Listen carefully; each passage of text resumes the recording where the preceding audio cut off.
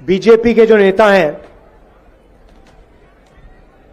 कभी आप उनका भाषण सुनो तो वो आदिवासियों को वनवासी कहते हैं। आपने देखा है कि आप जो हमारे आदिवासी हैं उनके लिए नरेंद्र मोदी जी ने, आरएसएस के लोगों ने, बीजेपी के नेताओं ने एक नया शब्द निकाला है। उन्हें वो वनवासी कहते हैं। आदिवासी शब्द में और वनवासी शब्द में बहुत बड़ा फर्क है, जमीन आसमान का फर्क है। पता नहीं आपने देखा या नहीं, कुछ समय पहले बीजेपी के एक नेता ने, मध्य प्रदेश के नेता ने एक आदिवासी युवा के ऊपर पेशाब किया। आपने वीडियो देखा है? देखा है ना? उसमें नेता खड़ा है, आदिवासी बच्चा वीडियो में है, नेता उस पर पेशाब कर रहा है और फिर उसके बाद नेता ने वीडियो को वायरल किया। अब आप सोचिए इनकी विचारधारा के बारे में। ये आदिवासी युवा पर पेशाब करते हैं और फिर उस वीडियो को वायरल करते हैं, पूरे देश में फैलाते हैं और ये दिखाना चाहते हैं, आदिवासियों को दिखाना चाहते हैं कि उनकी जगह कहां होनी चाहिए। इसलिए उन्होंने आपके लिए ये वनवासी शब्द निकाला है। ये सोचते हैं कि आपकी जगह, जंगल में जो जानवर रहते हैं वैसी आपकी जगह होनी चाहिए। जैसे इनके नेता जानवरों से बर्ताव करते हैं। आपने कभी बीजेपी के नेता को जानवर पे पेशाब करते हुए देखा है? नहीं देखा ना? मगर आदिवासी पे बीजेपी के नेता को आपने पेशाब करते हुए देखा है। क्यों? ये आपके, इनके दिमाग में आप लोग जंगल के हो, जैसे जानवर जंगल में रहते हैं वैसे ही आपको नाम देते हैं वनवासी। इसका कारण है भाइयों और बहनों, क्योंकि आदिवासी शब्द एक क्रांतिकारी शब्द है। आदिवासी शब्द के अंदर, इस शब्द की गहराई में आपकी सच्चाई छुपी हुई है। आदिवासी का मतलब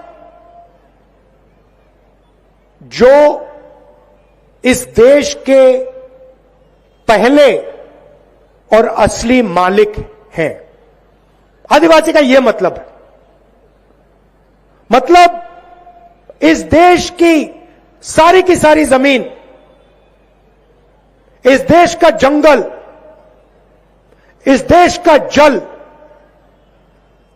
एक दिन आपका हुआ करता था और वो जंगल, जमीन और जल आपके हाथों से लिया गया है।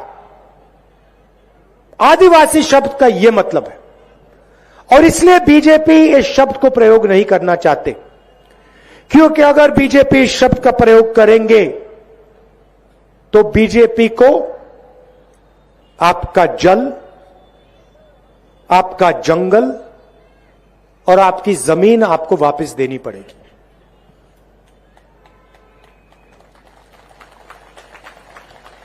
और ये उस बात को मानना नहीं चाहते हैं, इसलिए इन्होंने यह नया शब्द निकाला है, वनवासी।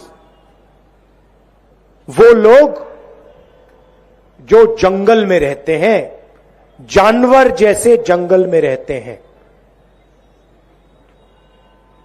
ये शब्द आदिवासियों का अपमान है। इस शब्द को कांग्रेस पार्टी कभी नहीं स्वीकार कर सकती है। हमने आदिवासी शब्द, आदिवासियों के लिए हमने क्या किया? ट्राइबल बिल लाए, पेशा का कानून लाए, जमीन अधिग्रहण बिल लाए, और उसमें हमने साफ लिखा था कि जब तक आदिवासियों के गांव की ग्राम सभा इजाजत नहीं देगी, तब तक कोई भी आदिवासियों की जमीन नहीं ले सकता है। हमने कहा था कि अगर 5 साल के अंदर किसी इंडस्ट्रियलिस्ट ने अपना बिजनेस चालू नहीं किया, चाहे वो कितना भी बड़ा हो, आदिवासियों को जमीन वापस मिल जाएगी। ये हमने वायदा किया था और ये हमने वायदा पूरा किया। एक और उदाहरण आपको देना चाहता हूं। नरेंद्र मोदी जी के सबसे बड़े मित्र अदानी जी, यहां पे उनका आयरन ओर का माइनिंग का प्रोजेक्ट था। अरबपति है, नरेंद्र मोदी का मित्र है, मगर अदानी का प्रोजेक्ट कांग्रेस पार्टी ने कैंसिल करके दिखा दिया, उसे परे कर दिया। क्यों? क्योंकि हमारे आदिवासी भाइयों ने कहा कि हमें यह प्रोजेक्ट यहां नहीं चाहिए। हमने आपकी आवाज का आदर किया और देश के सबसे बड़े उद्योगपति नरेंद्र मोदी का सबसे बड़ा मित्र, उसका प्रोजेक्ट हमने रद्द कर दिया। क्यों? क्योंकि आप वनवासी नहीं हो, आप आदिवासी हो और छत्तीसगढ़ की जमीन, जंगल और जल आपका है और इसका हक आपको मिलना चाहिए। अब देखिए, मैंने 3-4 बार अपने भाषणों में कह दिया कि वनवासी शब्द आदिवासी इतिहास, आदिवासी भाषाएं, आदिवासी के कल्चर पर आक्रमण है। पहले नरेंद्र मोदी हर भाषण में वनवासी कहते थे। आज उनके भाषण सुनिए, उनके मुंह से वनवासी शब्द नहीं निकलता है। अब अपने भाषणों में वो आदिवासी कहते हैं, मगर सोच भाइयों और बहनों वनवासी वाली सोच है।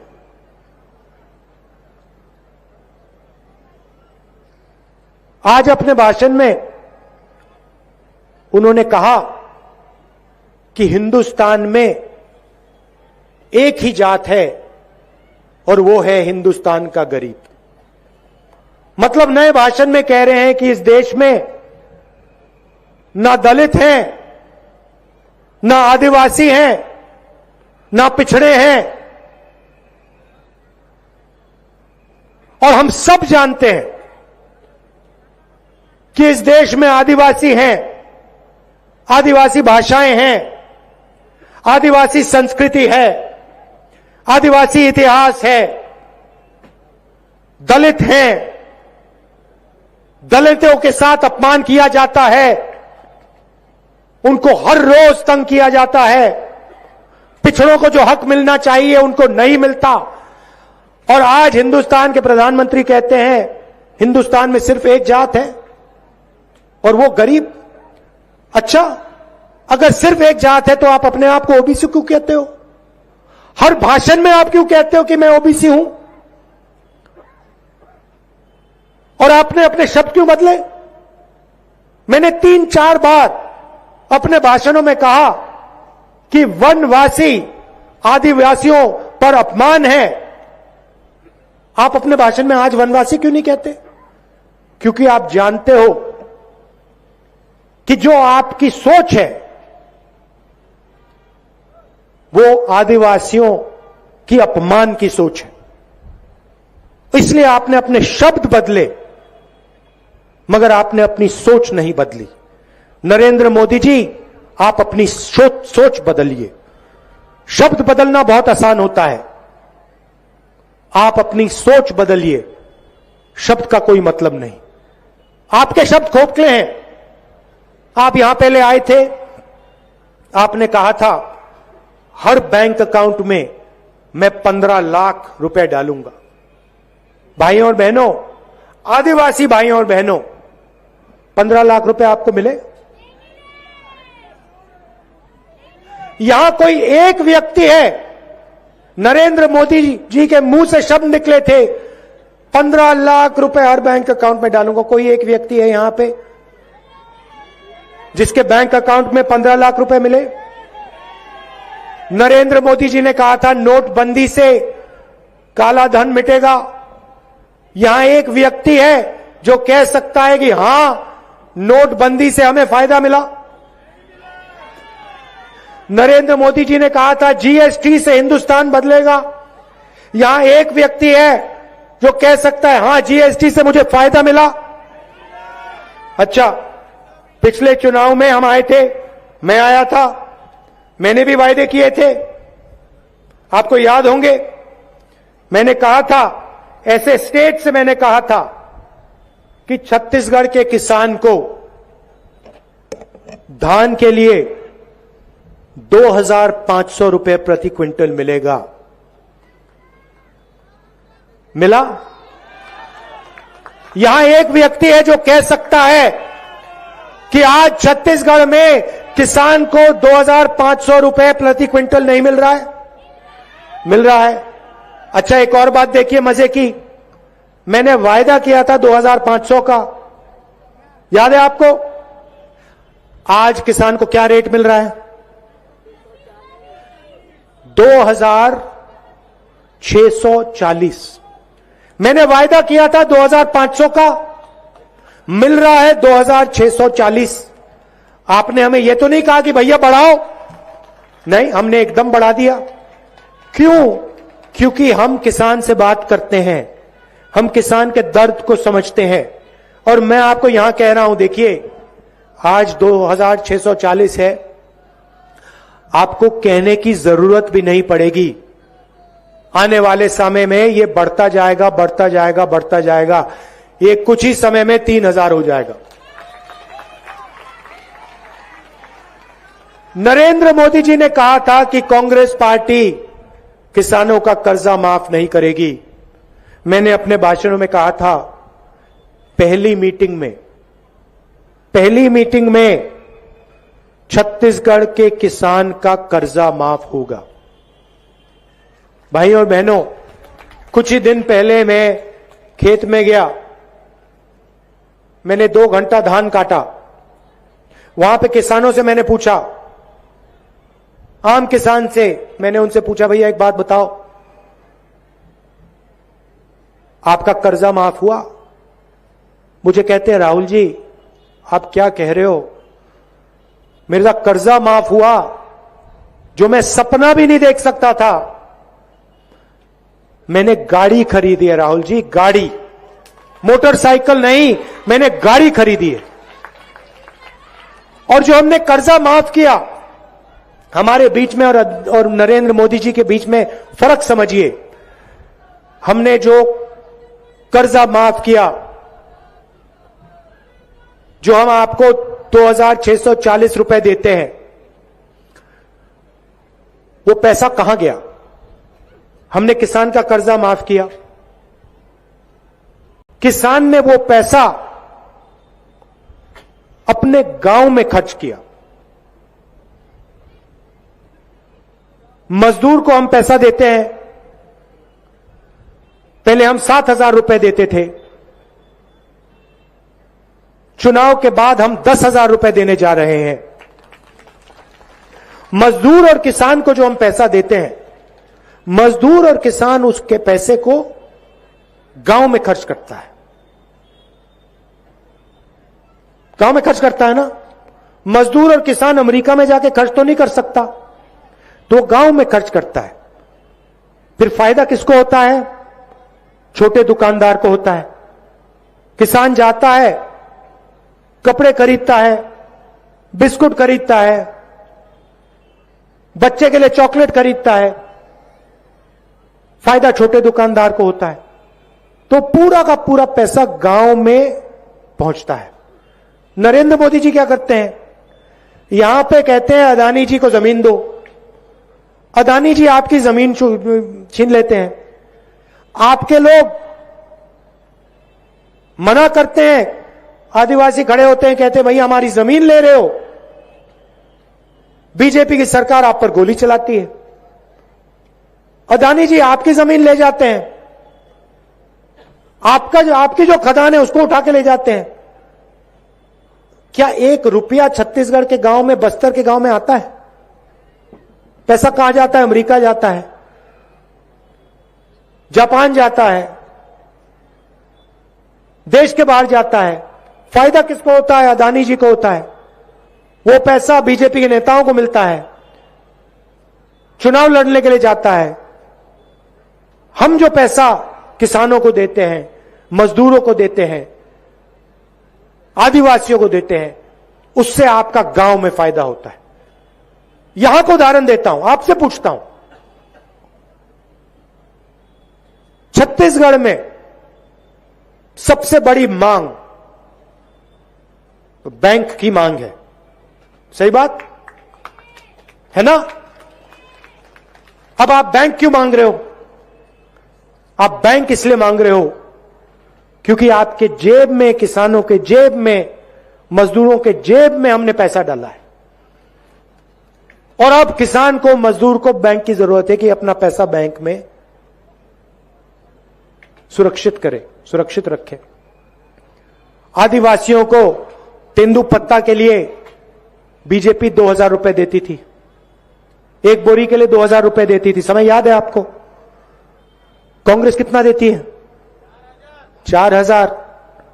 और चुनाव के बाद हमने कहा है 4,000 रुपए हम हर आदिवासी को बोनस देंगे, सीधा बैंक अकाउंट में। तो जो हम कहते हैं हम करके दिखाते हैं। हमने वायदा किया था कि हम आपको कर्जा माफ करके दिखाएंगे, 2,500 रुपए प्रति क्विंटल पैसा देंगे, मगर हम वहां नहीं रुके। हम एक योजना लाए किसानों के लिए, किसान न्याय योजना। भाइयों और बहनों, 23,000 करोड़ रुपए हमने 26 लाख किसानों के बैंक अकाउंट में डाल के दिखा दिया। अब बीजेपी आती है, भाषण कर जाते हैं, आपको कहते भैया आप तो जंगल के हो, वनवासी हो, अदानी जी को अपनी जमीन दो, गोली खाओ। ये जो आदिवासी बिल है, पैसा कानून है, इसकी कोई जरूरत नहीं है, इसको रद्द करो। जमीन अधिकारी बिल है, अधिकार बिल है, इसको खत्म करो। और आपका जंगल, आपकी जमीन, आपका जल आपसे छीनते हैं। यह फर्क है उनमें और हम में। जगदलपुर के लिए हमने क्या किया मैं आपको बताता हूं।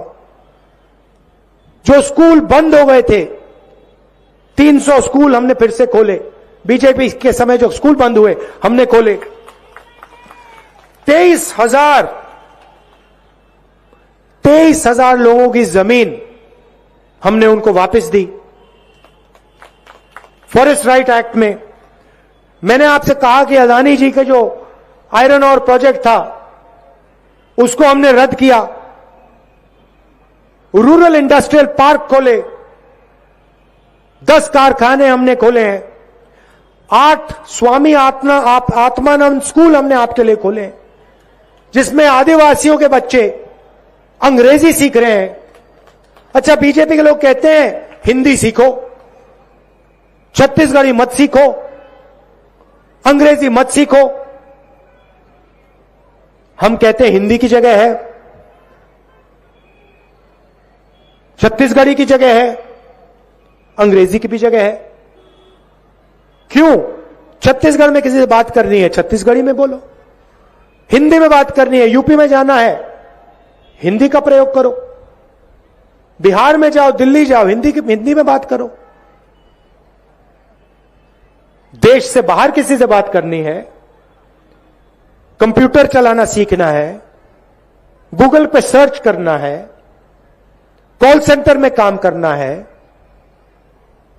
यूनिवर्सिटी प्रोफेसर बनना है, अंग्रेजी। अब आदिवासी बच्चा अगर कल कोई इंटरनेशनल बिजनेस खोलना चाहे, अमेरिका में अपना माल बेचना चाहे, तो उसको अंग्रेजी की जरूरत पड़ेगी। अंग्रेजी के बिना वो काम ही नहीं कर सकता। इनकी सोच है कि आदिवासी अंग्रेजी ना सीख जाए। अगर अंग्रेजी सीख जाएगा तो जो आज हमारे बच्चों को नौकरी मिल रही है, कल आदिवासी बच्चा ना ले जाए। इसलिए कहते हैं आदिवासियों को अंग्रेजी नहीं सीखनी चाहिए। भाई और बहनों, ये आपको जंगल में रखना चाहते हैं, इसलिए आपको वनवासी कहते हैं। और फिर दूसरी बात, आपको कहते हैं जंगल में रहो, और फिर जंगल को खत्म कर रहे हैं। पूरे देश में जंगल अदानी को दे रहे हैं। तो अगर बीजेपी की सरकार रही, आज से 15 साल बाद आपसे कहेंगे भैया आप तो जंगल के हो, मगर जंगल ही नहीं है, जंगल गायब हो गया। जाओ अब शहरों में जाके भीख मांगो, शहरों में जाके मजदूरी करो। यह भविष्य है इनके दिमाग में आपके लिए। हम कहते नहीं, स्वामी आत्मानंद स्कूल में आदिवासियों के बच्चे अंग्रेजी पढ़े, कॉल सेंटर में अंग्रेजी सीखें और कॉल सेंटर में काम करें, विदेश की कंपनियों से व्यापार करें, आदिवासी बच्चे विदेश में जाके बिजनेस करें। इसलिए हम अंग्रेजी स्कूल खोलते हैं। इसलिए हम आपसे कहते हैं बीजेपी वालों की बातों में मत आओ, हिंदी सीखो, अंग्रेजी सीखो, छत्तीसगढ़ी सीखो। अच्छा, आखिरी बात, आप बीजेपी के किसी भी नेता से अगली बार पूछना, भैया आप हमें कह रहे हो कि हमें अंग्रेजी नहीं सीखनी चाहिए, आप हमें कह रहे हो कि हमें हिंदी नहीं सीखनी चाहिए, आप हमें एक बात बताओ, आपके जो बच्चे हैं वो अंग्रेजी पब्लिक स्कूल में, इंग्लिश मीडियम स्कूल में पढ़ते हैं या हिंदी मीडियम स्कूल में पढ़ते हैं? सारे के सारे बीजेपी के नेता के बच्चे इंग्लिश मीडियम में पढ़ते हैं भाई और बहनों, और वो चाहते हैं कि गलती से भी आदिवासी बच्चा अंग्रेजी ना सीख जाए, क्योंकि वो जानते हैं कि अगर आदिवासी बच्चे अंग्रेजी सीख जाएं तो आदिवासी दूसरा सपना देखना शुरू कर देंगे। आदिवासी बच्चे पायलट बनने की कोशिश करेंगे, इंजीनियर बनने की कोशिश करेंगे, डॉक्टर बनने की कोशिश करेंगे, कंप्यूटर चलाना सीखेंगे, और ये नहीं चाहते कि आपके बच्चे ये काम करें। इसलिए इन्होंने ये शब्द वनवासी निकाला है। और मैं बता रहा हूं आपको, ये जो इनका शब्द है ना, इस शब्द को कांग्रेस पार्टी मिटा के दिखा देगी। ये बीजेपी के लोग, आप देख लेना, बीजेपी के लोग में वनवासी बोलने का दम नहीं रहेगा। मिटा देंगे इस शब्द को हम हिंदुस्तान से। ये आप आदिवासी हो, आदिवासी रहोगे, और ये देश का जल, जंगल और जमीन, उस पर आपका हक रहेगा। जल का फायदा, जंगल का फायदा